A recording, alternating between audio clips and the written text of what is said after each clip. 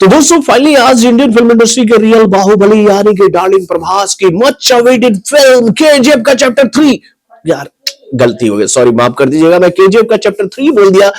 सलार जो है वो आज सिनेमा घरों में रिलीज हो चुकी है। तो भाई कैसी है ये फिल्म? क्या इस फिल्म को देखने के बाद मैं आप लोगों से ये बातें कह सकता हूं कि भाई वाकई में फिल्म बनी है बहुत ही जबरदस्त और ये फिल्म लोगों का दिल जीतेगी? तो भाई इन सभी सवालों का जवाब मैं आपके सामने रखूंगा इस फिल्म के फाइनल रिव्यू के साथ। तो दोस्तों अटके रहिएगा हमारे साथ अंत तक। हेलो फ्रेंड्स, मैं हूं नरेंद्र और मैं आपका एक बार फिर से स्वागत करता हूं हमारे चैनल यानी कि वायरल न्यूज जंक्शन में। तो दोस्तों वही हुआ जिस बात का अंदाजा हम सभी को पहले से ही था कि कहीं ये फिल्म ढाक के 3 पार्ट ना बन जाए। यानी कि भैया जब इस फिल्म को देख रहा था, मैं बुराई नहीं करना चाहता हूं इस फिल्म की, क्योंकि भैया मुझे फिल्म कुछ हद तक ठीक ठाक लगी थी। लेकिन हाँ, इस फिल्म को देखने के बाद मुझे ऐसा लग रहा था कि इस फिल्म के जो राइटर डायरेक्टर है यानी कि प्रशांत नील जो है वो कहीं ना कहीं अभी तक केजीएफ के चैप्टर 1 और केजीएफ के चैप्टर 2 की खुमारी से बाहर नहीं आए। तभी उनके इस फिल्म में भाई केजीएफ का झलक जो है वो कूट कूट कर देखने को मिल रहा था। यानी कि इस फिल्म के कई सारे एक्शन सीक्वेंस आपको ऐसे देखने को मिलेंगे जिसको देखकर आप ये बात बोलोगे कि भैया इसका डिजाइनिंग ना केजीएफ के चैप्टर 2 में हुआ था और इसको फाइनलाइज किया गया है सलार के पार्ट 1 में यानी कि सीज फायर के पार्ट 1 में। यानी कि फिल्म की कहानी भी लगभग वैसी है। वैसे ये बात तो आप लोग जानती हो कि इस फिल्म को लेकर पहले ये हवा उड़ी थी कि भैया ये फिल्म जो है वो प्रशांत नील के ही डायरेक्शन में बनी एक फिल्म यानी कि उग्रम की रीमेक है। लेकिन भैया यहां पर एक बात मैं आप लोगों को क्लियर करना चाहूंगा कि हाँ, ये फिल्म उग्रम की रीमेक कुछ हद तक है, कुछ हद तक ये केजीएफ का चैप्टर 2 है, कुछ हद तक ये केजीएफ का चैप्टर 1 है और उसके बाद थोड़ा मोड़ा नयापन है जो कि आप देखकर समझने की कोशिश करोगे लेकिन आप समझ नहीं पाओगे, क्योंकि भैया फिल्म की कहानी कुछ इस तरह से आप लोगों के सामने नरेट की जाती है कि आप घूमते रह जाओगे और उतने में आपको पता चलेगा क्या बे फिल्म खत्म हो गई बे, फिल्म कहानी का था, मतलब कि रामायण पूरी खत्म हो गई और अंत में लोग आकर पूछेंगे कि भैया ऐसा क्या है कि रावण को किसने मारा था। तो भाई सिचुएशन कुछ ऐसी बनी थी। लेकिन हाँ, ओवरऑल हम आपसे ये बात कह सकते हैं कि जिनको एक्शन फिल्में पसंद है, जिनको मारधार ज्यादा पसंद है, कहानी से कोई लेना देना नहीं है, तो वैसे लोगों के लिए यह फिल्म बनी है। यानी कि भैया टिपिकल एक्शन मूवी पसंद करने वाले लोगों को, ज्यादा खून खराबा देखने वाले लोगों के लिए यह फिल्म एक नंबर मूवी है। यानी कि भैया वो एक्शन देखकर, विजुअल देखकर भाई सीटियां बजाएंगे और प्रभास की तारीफ करेंगे। लेकिन कब? लेकिन भैया कब? मैं ये सवाल आप लोगों से क्यों बोल रहा हूं? क्योंकि भैया प्रभास की एंट्री इस फिल्म में काफी देरी में होती है मेरे भाई, और उनकी एंट्री को ना चंक में दिखाया जाता है, कभी बैक साइड से, कभी प्रोफाइल से, कभी इधर से, कभी उधर से। तो पता चलता है कि प्रभास की फाइनल एंट्री होते होते फिल्म जो है वो आधी फिल्म जो है वो लपेटी जा चुकी है। तो कैसी है इस फिल्म की कहानी, सवाल ये उठता है।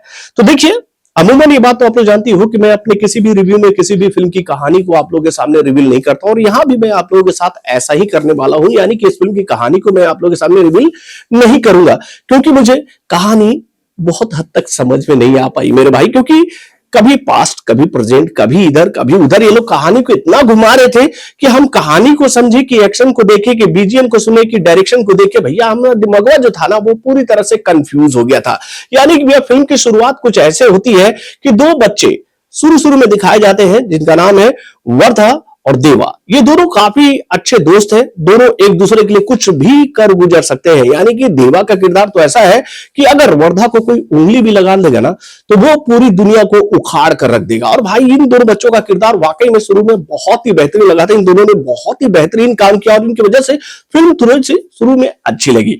उसके बाद अचानक ही ये दोनों दोस्त अलग हो जाते हैं। क्यों अलग होते हैं? इस फिल्म को समझने के लिए, मतलब इस बात को समझने के लिए आपको इस फिल्म को देखने जाना पड़ेगा सिनेमाघर में। यानी कि दोस्त दोनों अलग होते हैं। उसके बाद भैया इस फिल्म में एंट्री होती है एक लेडी की, जो कि भैया इस फिल्म की मुख्य अदाकारा है, यानी कि श्रुति हसन की, जो कि अमेरिका में रहने वाले कृष्णकांत की बेटी है, जिनको अचानक ही इंडिया आना पड़ता है। और जब वो इंडिया आती है तो भाई इस बात को सुनकर उनके पिता और उनके पिता के मित्र जो है वो घबरा जाते हैं कि अचानक इंडिया क्यों पहुंच गई। यानी कि भैया इस लड़की को फॉलो पूरे विश्व के लोग कर रहे थे। यानी कि भैया एक ऐसा गैंग था जो कि इस लड़की को फॉलो कर रही है कि कब ये लड़की इंडिया आएगी, कब कृष्णकांत से परिवार से जुड़ा हुआ कोई बंदा इंडिया आएगा। और जैसे ही ये लड़की इंडिया आती है कि भैया इसके ऊपर गुंडों का अटैक होना शुरू हो जाता है और हमें पता चलता है कि इस लड़की को कुछ गुंडों ने किडनैप कर लिया है। और जब इसकी किडनैपिंग होती है तो उसके बाद इस लड़की को उन गुंडों से छुड़ाने का काम जो है वो मिलता है किसको? तो प्रभास को। और उसके बाद प्रभास जो है वो इस लड़की को उन गुंडों की गैंग से छुड़वाते हैं और भाई यहीं पर प्रभास की प्रोफाइल से हटकर भैया फुल लेंथ वाली लुक हमें देखने को मिलती है, जहां पर प्रभास जबरदस्त एक्शन करते हुए इस लड़की को छुड़ाते हैं और अपने पास ले जाकर रखते हैं। जब ये लड़की प्रभास के साथ वहां रह रही होती है तो भैया इस लड़की को उठाने वाले जो गैंग मेंबर्स है ना, उनको ऐसा लगता है कि इस लड़की को बचाने वाला कोई और नहीं बल्कि वही बंदा है जिसकी तलाश हम लोग काफी सालों से कर रहे थे। तो भैया देवा की तलाश लोग क्यों कर रहे थे, इस बात को भी समझने के लिए आपको इस फिल्म को सिनेमा घरों में देखने जाना पड़ेगा। तो दोस्तों कहानी इसी तरह से इधर उधर घूमती रहती है और अंत में हमें यह बात पता चलता है, यानी कि भैया जब इंटरवल होता है इस फिल्म का, तो उसके बाद हमें यह जानकारी मिलती है कि भाई देवा और वर्धा जो कि बचपन से बहुत ही अच्छे दोस्त थे, वो अचानक ही बहुत बड़े दुश्मन हो चुके हैं। यानी कि एक दूसरे के लिए जो कुछ भी कर गुजर सकते थे वो अब एक दूसरे के खून के प्यासे हो चुके हैं। तो भैया क्यों इन लोगों के बीच में ये खटास आई है, इस बात को समझने के लिए आपको जाकर देखना पड़ेगा इस फिल्म को सिनेमा घर में। यानी कि ओवरऑल इस फिल्म को लेकर मैं ये बात आप लोगों से कह सकता हूं कि भैया अगर आपको टिपिकल एक्शन मूवी पसंद है, अगर आपने केजीएफ के चैप्टर 1 और केजीएफ के चैप्टर 2 को देखने के बाद ये मन बना रखा है कि ऐसी कोई फिल्म अगर आगे भी आती है तो हम इस फिल्म को देखने जरूर जाएंगे, तो भैया ये फिल्म उसी फ्लेवर की है। लेकिन इस फिल्म को लेकर हम ये बात कह सकते हैं कि भैया ये फिल्म दूर दूर तक केजीएफ के 10% को भी छूने में नाकामयाब रही है।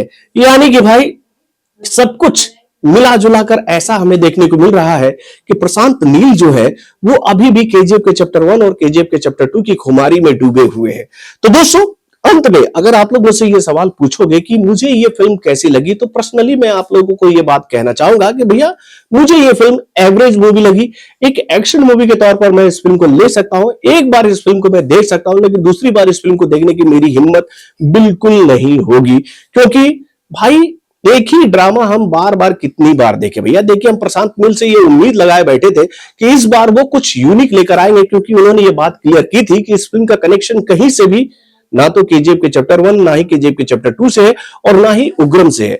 लेकिन भाई भले ये फिल्म केजीएफ के चैप्टर 1 और केजीएफ के चैप्टर 2 से जुड़ी हुई नहीं है, लेकिन इस फिल्म का जो मेकिंग स्टाइल है वो कहीं ना कहीं केजीएफ से ही बहुत हद तक इंस्पायर्ड है मेरे भाई। और उसके बाद भैया मैं जिस स्क्रीन में इस फिल्म को आज देख रहा था छपरा में, भाई वहां पर थोड़ा सा ऐसे ही स्क्रीन का जो कहते हैं ना वो क्या बोलते हैं कॉन्ट्रास्ट और वो कहते हैं ना ब्राइटनेस थोड़ा सा कम था, तो ये फिल्म मुझे देखने में काफी तकलीफ हो रही थी, क्योंकि भैया इस फिल्म का जो जोनल है वो डार्क है मेरे भाई, ठीक केजीएफ के चैप्टर 1 और केजीएफ के चैप्टर 2 की तरह मेरे भाई, जिसकी वजह से इस फिल्म को देखने में थोड़ी सी तकलीफ तो मुझे भी आज हुई है। लेकिन ओवरऑल इस फिल्म को देखने के बाद अगर आप लोग मुझसे ये सवाल पूछोगे कि मैं इस फिल्म को कितना स्टार देना चाहूंगा, तो भाई ये फिल्म 2 से 2.5 स्टार के आसपास की फिल्म है, इससे ज्यादा स्टार इस फिल्म को दिया नहीं जा सकता है। यानी कि वन टाइम वॉचिंग मूवी है, एक बार देखो और भूल जाओ और उसके बाद सोचो कि क्या मैंने केजीएफ के